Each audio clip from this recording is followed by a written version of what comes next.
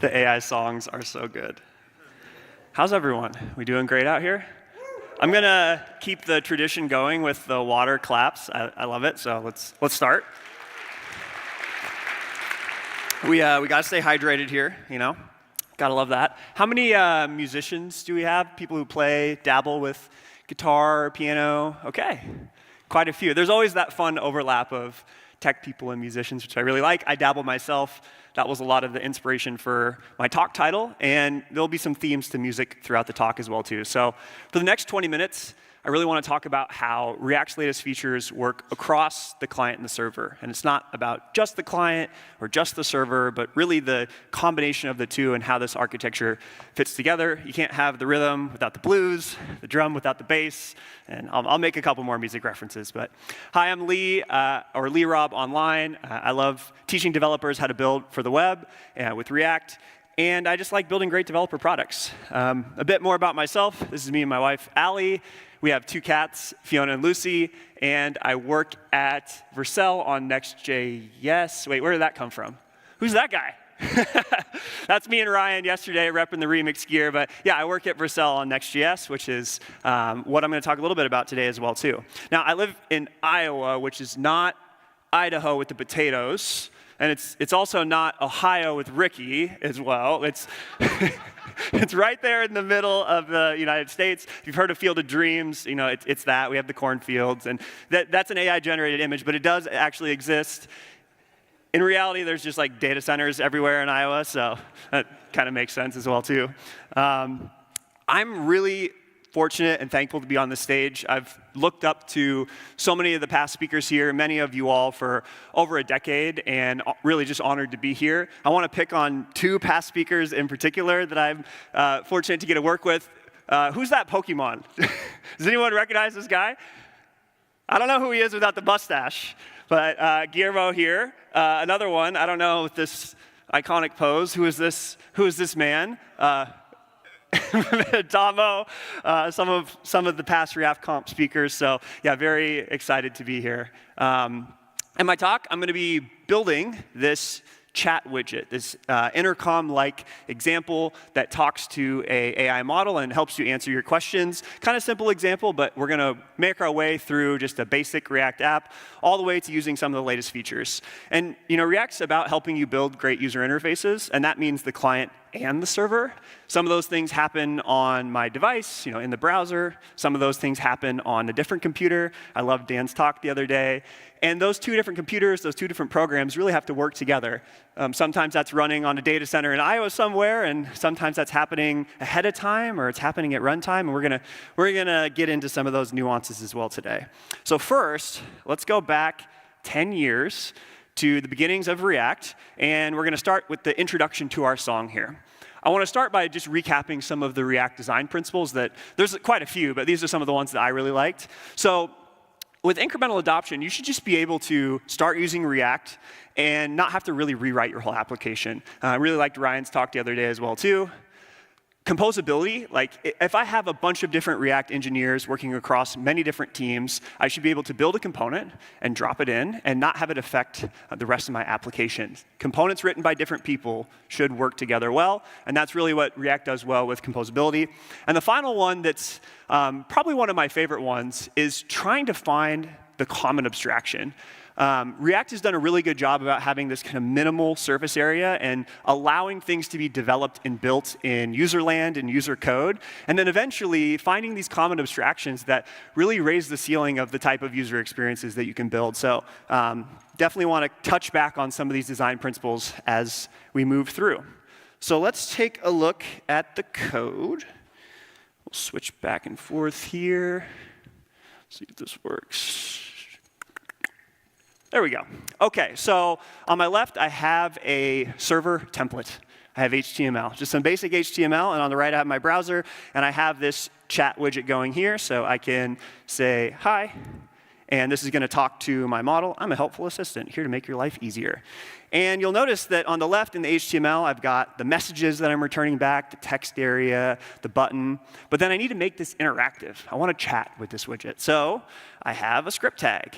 And this is just going to use some vanilla JavaScript here. Not jQuery, although we could do jQuery. We're just going to do some vanilla JavaScript. So I have some events. I have some event listeners for clicks and key presses. And then I have a function that goes over the network. It talks to my AI model, returns the results back, and adds it to that list of messages. So pretty straightforward. You can continue building apps like this today if you want. There's nothing wrong with this. This is still a great way of doing it. But 10 years ago, a lot of folks thought, I kind of want to make this a little bit more declarative. I would love to encapsulate some of this in these reusable components and make it easy to drop them in my application without affecting any other logic anywhere else. So you might wonder what this looks like as a React component. So your HTML might look a little bit differently. You might have this root element that you're putting the React component into, and then you kind of compile this into still a script tag that's running in the browser. So let me go over to here. We'll go to the React version. It's going to work the same way. Functionally, it's the same thing. But we're able to express this in this encapsulated component called a chat widget. We have some state. We have some effects here for focusing on the input or being able to submit the form when I press the enter key. And then we still have that function that allows us to send a message, go over the network, and talk to our model.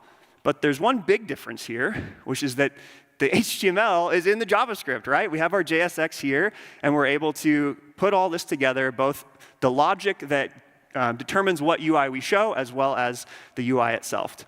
Now, 10 years ago, this was class components. I think we also still remember those. But I kept it with hooks just to make it a little bit easier to write. But this is really how we got started building React applications. And it's still a great way of taking advantage of the client today. So I wanted to show that first. But then I want to talk a little bit about how the ecosystem has evolved over time. So let's move a little bit forward past the start and kind of into the chorus of our song here. What's happened since then? What's it been like for the last 10 years of React?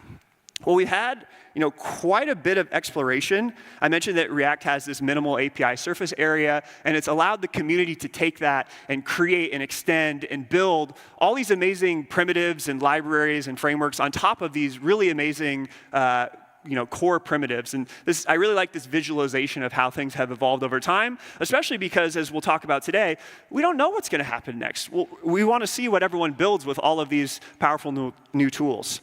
So I want to talk about a couple main categories of exploration in the ecosystem. And let's start with routing. So going back 10 years ago, React Router was introduced or talked at React Conf here. And it was really one of the first solutions that gave this declarative way of defining the routes in your components. And there's been a ton of exploration in routing since. And still, this is a really powerful pattern to build off of. The second one, a big kind of category of community exploration, is data fetching. So in 2016, Next.js came out with this server-rendered React framework that took the React component model and it extended it to be able to have this function called getInitialProps that allowed you to do data fetching. And not only could those data fetching functions be placed in your components, they could also be prefetched ahead of time to try to give you the best benefits of a server-rendered React application, but that snappy SPA-like feel when you move between pages that we all love from React as well, too. And then on the right, other frameworks like Remix have came and evolved and added some additional things to this as well, too, like streaming with defer and actions to simplify forms. So we've seen just a ton of exploration in this space as well, too. And the last category I'll talk about is just broadly like caching and invalidation. There's been a number of libraries here, React Query or Tanstack Query, SWR, Apollo, like lots of libraries that have made it easy to co-locate your data fetching with your component. You want to put that logic next to the UI that it creates. And I think Tanstack Query has done a good job of defining your cache keys easier, doing patterns like infinite scroll or pagination or retrying fetches. Like, there's a lot that goes into this, and I think I'm really proud of a lot of the libraries in the community that have pushed this forward. So let's push a little bit forward towards the outro of this song. We've heard a lot about React 19 and a lot of this new functionality across the client and the server. If we take those original React design principles and we apply them to today, what would that look like? What would that chatbot look like? Well, let's go back to the code. And OK, so I also have a Next.js application running that I'm going to pull up. And what I've done is I've taken that client-side React component that I was building from before, and I've dropped it into a server framework. And we're going to start just only talking about client features, but then we'll make our way to some of these newer React 19 features that we've talked about. So let's start with this first page. Now, what you're going to notice is it's pretty much the same as before, but I've made kind of two big changes. One, I moved from a controlled component to an uncontrolled form here. So I'm just reading the value in. I'm updating the state with the messages that I have. And then I have this client action. I have this asynchronous transition. I'm still going over the network. I'm making a fetch out to my AI model. I'm getting the result back, and I'm updating the state. This allows me to do that work in the background. And then when it's done, I can update my UI without having to block any of that UI. So let's check and make sure this works. What is React?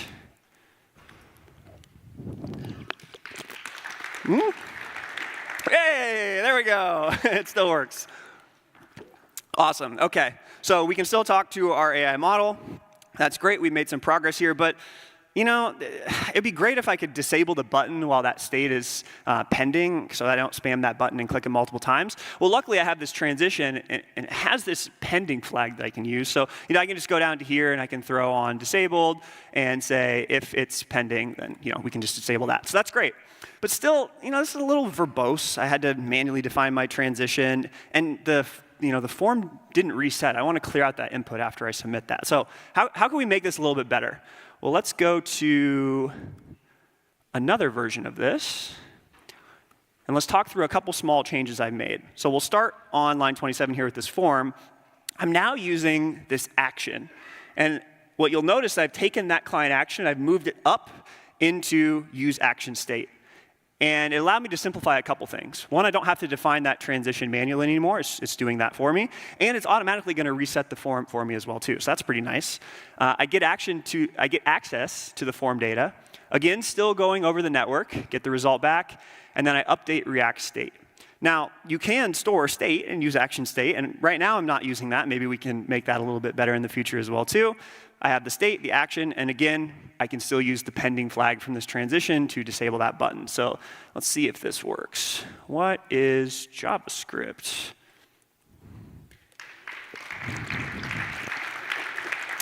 This is just forcing you to clap for my demos. It's great. No, just kidding. So this is a little bit better. We've reduced some of that boilerplate code, but I feel like there's a way that we can streamline this even more. So let's do another version of this. Let's simplify this a little bit more. OK. Now in this version, let's focus in specifically inside of the action. So we still get the form data message, but you'll notice now we're not going over the network anymore to a fetch to some separate API somewhere else that's talking to that large language model. Instead, we're just calling a function. And we're calling this function that's a server action. And this send chat function is being imported up here at the top. And it's telling my bundler, hey, we're going to make a portal into the server world. We're going to be able to call this function and go from client to server. So let's take a little detour into this function. At the top, we have that directive for our bundler, use server. And then we have this function, send chat, that's doing the heavy lifting of talking to our large language model. This is using Llama 3, the 8 billion parameter model. Thank you, Meta, for Llama 3. It's great. Yes. And we get the result back, and then we return it back. So I didn't have to manually create an API endpoint anywhere. I didn't have to have a separate service. I could just build this kind of full stack app with the single unified React programming model. So that's really handy. Let's make sure this still works. Yeah, yes, it still works. OK, now I want to mention something, though, while we're here, which is I didn't have to manually write the API endpoint, but does it still exist? And the answer is yes, it does still exist, and I can demonstrate that really well. I'm just going to copy this curl, and we're going to open up the terminal here. We'll make a new tab, make this a little bit bigger. So if I post back to this route, and I include this header for an ID for the action, what you're going to see is that I can still call this directly. So it is still an API. I just don't have to kind of manually spin it up myself. The reason why I wanted to mention this is because the best practices for building APIs still apply. We still want to have a data access layer. So you still want to have your authentication, your authorization checks as part of this as well, too. It doesn't remove you from thinking about that as well, too. So just wanted to quickly mention that as well. OK, let's go back to our chat component. So we talked about this line, but there's a couple other changes here. I updated the state, that use action state, to hold the messages that I get back from my large language model. So not only do I set some initial messages or some initial state, but then in my action here, I return and kind of merge the old state with what I get back from the server. Now, you might have noticed that when you opened up this chat widget, there was some new information here. All of a sudden, my chat widget knew who I was. It said, welcome, Lee Rob. How may I help you today? So how's that possible? Where did that information come from? A server had to go fetch that information about my user and forward it to the client so that I can use it in this component. And if you look at my component here, this chat widget, it doesn't know where the user came from. It just has this prop that was passed to it from the server, and then I can use that user information to construct the message. So let's go up the tree one level here. And let's look at that server component that helped us get that information. So going back to finding that common abstraction, what would it look like in a React model to be able to fetch data? Well, I think it makes sense to just mark a function as async and just await some data. I think that sounds like a pretty helpful way of doing this. So I go talk to an API, I get some information back about my user, and then the server component can take that info, it can serialize it, and pass it to my client component. So that's where this component is being used. So I think that's really powerful, and it really simplifies the pieces that I need to be able to put this together. Yet I'm still left feeling like maybe we could take this just a little bit further. Now, one of those React design principles was composability. And really everything we've talked about thus far has been able to compose together. So you might imagine a world where you could take something off the shelf, like a next generation of UI component libraries or React libraries, that make it really easy to build these type of experiences. So maybe if I just delete all this code and export default function page, and I might imagine I could just do like, I don't know, chat with user or something like that. I don't know, something like this, maybe Lee Rob. Yeah, something like that might work, I guess. Let me just see if this works. What is React? Wait, that works? What if I told you that package was real? I published this package. It's a demo. Don't put this in production, please. But I published this package that actually takes everything that I just showed today, server components, client components, server actions, all that good stuff, and it all composes together in one component. And maybe I want to change this, and we're going to have a different user now. It's that easy. So you can imagine this next generation of components built this way. I get really excited about it. I think it's going to be, it's going to be great. Let me go back to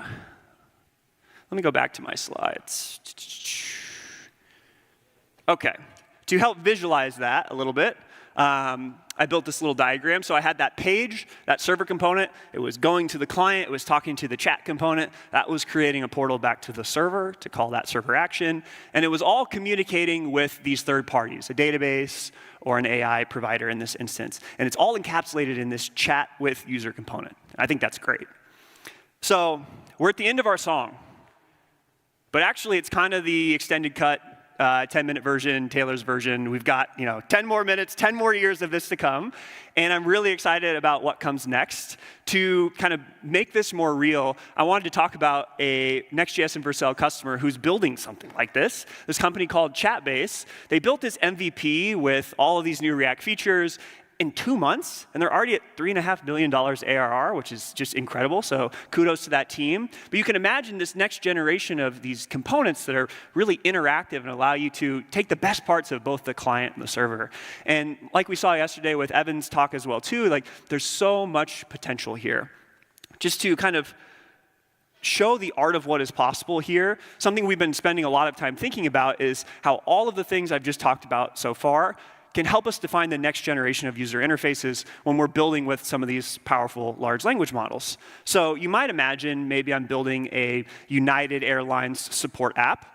And maybe I want to do something like, tell me all the flights to Rome today, and I want to have this interactive widget that I can click on and choose the flight that works best for me. Then maybe I want to have this interactive seat picker where I can choose the best seat. I can integrate with third parties like Google Pay or Stripe or your favorite payments provider and connect to those APIs, again, across the client and the server. And then I get a boarding pass back for my flight. All of this is possible. This is a real demo, by the way, gemini.vercel.ai. All of this is possible thanks to the work of the React team at Meta and all the innovations over the last 10 years that build on top of each other, all the concurrent features, streaming, server rendering. It's just really exciting to see it all come together in something like this. And I can't wait to see the next generation of components and packages built on all of this technology. So thank you very much.